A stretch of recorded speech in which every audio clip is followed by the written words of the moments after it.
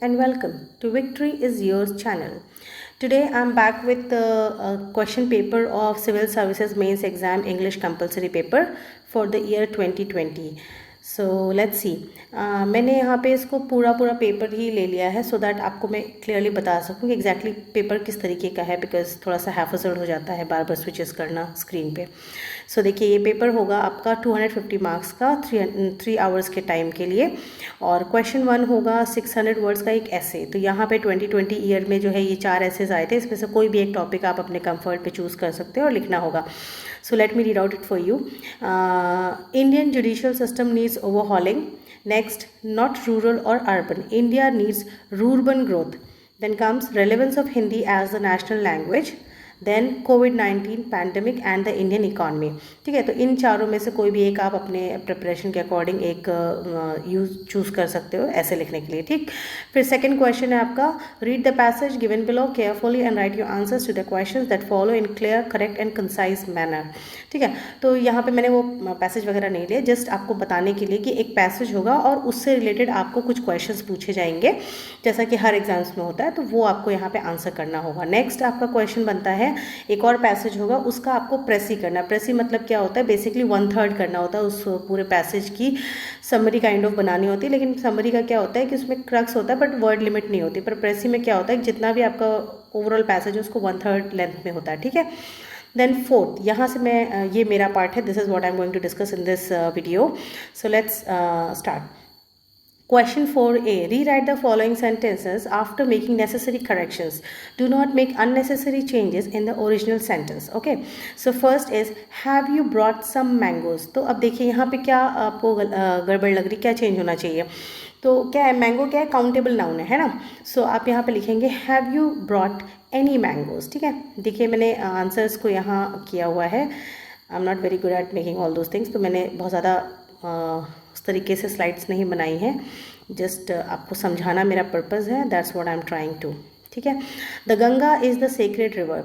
तो यहाँ पे बनेगा the Ganga is a sacred river. ठीक, आंसर्स आप यहाँ पे फिर से चेक कर सकते हैं, थोड़ा सा ऊपर नीचे हो गया है. Okay, so third is I and Chetan did all the work. अब जब इस तरह का कोई स्टेटमेंट होता है ना, जहाँ पे आप मतलब आई आपको लगाना है, आप हैं और कोई दूसरा बंदा है उसका नाम है, तो क्या होता है कि प्रॉपर नाउन जो नाम है वो पहले आएगा और आई बाद में आएगा. So it becomes Chetan and I did all the work. ठीक, नेक्स्ट है ही सेड इट हिमसेल्फ. तो ये बनेगा ही हिमसेल्फ सेड इट. क्योंकि क्या हो रहा है, आप ये क्यों कह रहे हैं, क्योंकि आपको एम्फेसिस देना है.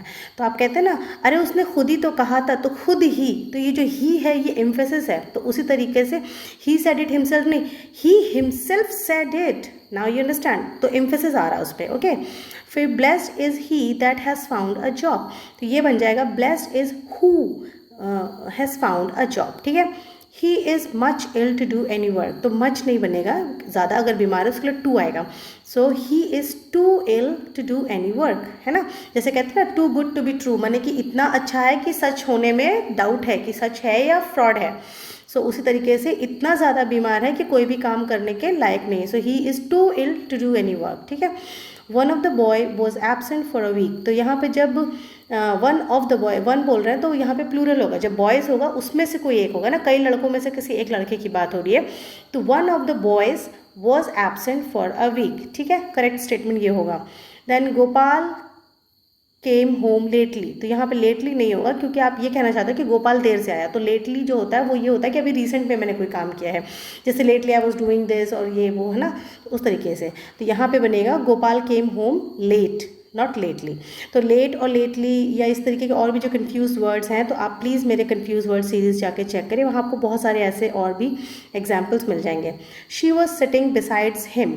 तो बिसाइड्स हिम नहीं, उसके बगल में बैठी थी. कहने का मतलब इनका ये है कि वो उसके बगल में बैठी थी, तो इसको बोलेंगे she was sitting beside, not S, है ना, एस नहीं आएगा वहाँ पे, बिसाइड हिम. क्यों, क्योंकि बिसाइड का मतलब होता है बगल में और बिसाइड्स मतलब होता है इसके अलावा. ओके, सो ये भी कंफ्यूज वर्ड सीरीज में मैंने डिस्कस किया, आप वहाँ पे भी चेक कर लीजिएगा please. Then is our hood is small and our hearts are large. तो यहाँ पे स्मॉल जो है वो नहीं ठीक है, क्योंकि जब आप लार्ज बोल रहे हैं तो यहाँ पे उस तरीके our hood is little and our hearts are large, ठीक है। बहुत से लोग कहते हैं, मैंने सुना है कि ये मेरा छोटा भाई है या छोटी बहन है तो बोलेंगे ही इज़ माई स्मॉल ब्रदर और स्मॉल सिस्टर। नो, स्मॉल तो साइज़ का होता है ना। अगर वो आपका छोटा भाई मीन्स आपसे उम्र में छोटा है तो यू हैव टू से कि ही और she is my younger sibling, okay, like he is my younger brother और he is my younger, she is my younger sister, ठीक है। तो उस तरीके से बड़ा भाई हो तो बिग ब्रदर नहीं बोलते, बिग ब्रदर एक अलग फ्रेज बन जाता है। लेकिन जब आपको कहना है कि ये मेरे बड़े भाई हैं तो यू हैव टू से ही is my elder brother, Elder, ठीक है। तो करेक्ट अप्रोप्रिएट वर्ड यूज़ करना चाहिए उसके लिए। देन आपका 4B आएगा, सप्लाई द मिसिंग वर्ड्स। तो इसमें है first, I am going away dash the end of January. तो यहाँ होगा आई am going away at the end of January. देखिए मैंने ये यहाँ पे लिखा हुआ है 4B का 1 2 3 4 5, तो आप इसमें यहाँ से देख लेना, ठीक है। Next is our flat is the second floor of the building.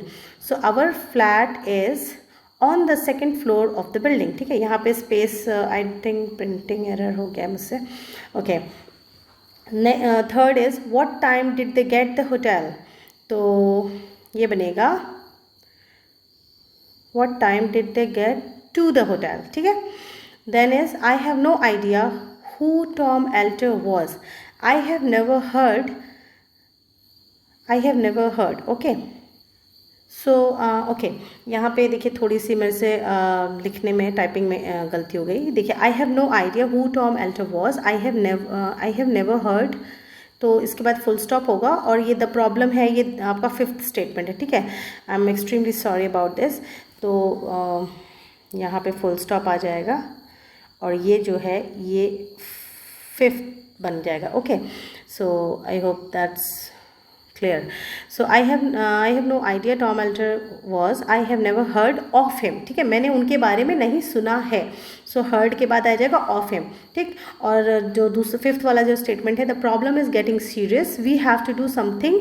तो बीच में डैश होएगा, तो यहाँ पे डैश में लिखना है अबाउट इट, है ना, ये जो डैश यहाँ पे आएगा, ठीक है। Understood? I hope you will not mind this. Next is use the correct forms of the verbs given in the brackets. If you dash a wallet in the street, what would you do with it? तो यहाँ पे find bracket में दिया हुआ है, तो यहाँ पे आएगा if you found a wallet, ठीक है। तो ये हो गया we are late, the film dash by the time we get to the cinema, the film started, ठीक है। we are late, the film started by the time we get to the cinema। बल्कि इसमें बनेगा we are late, the film will have started by the time we get to the cinema, okay. तो ये हो गया। Then comes what was wrong with you, why dash to the hospital. So यहाँ पे दिया हुआ है ब्रैकेट में गो, तो बनेगा what was wrong with you, why did you go to the hospital, ठीक है। तो ये स्टेटमेंट बन जाएगा। Then comes I am thinking dash a house, so I am thinking about a house, about buying a house, okay. Buy दिया हुआ है बीच में, तो हम लोग इसको बाई को यूज़ करेंगे, ये है ना। So I am thinking about buying, तो ING का फॉर्म आ जाएगा इसमें, ठीक है। Next is she took a bottle from the bag, she took a bottle from the bag, she dash all the way from home, bracket में दिया हुआ है कैरी, तो बनेगा कि she took a bottle from the bag, she had been carrying all the way from home, मतलब कि वो जो पूरे रास्ते कैरी करते आई है अपने घर से लेके, ठीक है। She took a bottle from bag, she had been carrying all the way from home, okay. या next is write the antonyms of the following. So देखिए बोरिंग का मीन्स जिसमें आपको इंटरेस्ट ना आ रहा हो तो आप इसका बना सकते हैं। बोरिंग का एंटोनिम बनेगा इंटरेस्टिंग या एक्साइटिंग, ठीक है। एक्सेप्ट है तो या तो आप एक्सेप्ट के लिए आप रिफ्यूज़ भी लिख सकते हो, रिजेक्ट भी लिख सकते हो। देन कम्स एग्जिट, एग्जिट के लिए इन या एंट्रेंस या एंट्री दोनों तीनों चलेगा। इन नहीं, एंट्री ज़्यादा बेटर है। देन मिज़ैंथ्रोपिक, मिज़ैंथ्रोपिक का बेसिकली मीनिंग होता है कि एंथ्रो जैसे मैंने बताया था किसी वीडियो में आई गेस कि ये रिलेटेड टू ह्यूमन, ठीक है। तो मिसएंथ्रोपो मिस मीन्स समथिंग बैड। तो जो यहाँ पे कुल मिला के इसकी मीनिंग बनती है कि जो पर्सन दूसरे ह्यूमंस के साथ में, दूसरे लोगों के साथ में ज़्यादा मिक्सअप ना होता हो, थोड़ा सा लोगों से घृणा रखता हो, या मतलब बहुत पसंद ना करता हो लोगों से बात करना। तो यहाँ पे इसका एंटोनिम मतलब कि विलोम बताना है, तो विलोम में इसका बन सकता है कि कोई ऐसा व्यक्ति जो बहुत फ्रेंडली हो, है ना। तो सोशिएबल भी बन सकता है, और in my opinion it would be amiable ज़्यादा बेटर होगा, जो फ्रेंडली नेचर का हो। Amiable, AMIABLE, amiable. Then comes descent, descent means मतलब डिसेंट का नीचे की तरफ आना, तो इसका उल्टा बनेगा, एंटोनिम बनेगा ascent, ASCENT, ascent. Okay, so with this we have finished this I guess. अब रहता है ये रीराइट द फॉलोइंग सेंटेंसेस वाला, so we will do this part in the next video. It's enough for today, so thank you so much for watching. Please share, subscribe and be victorious.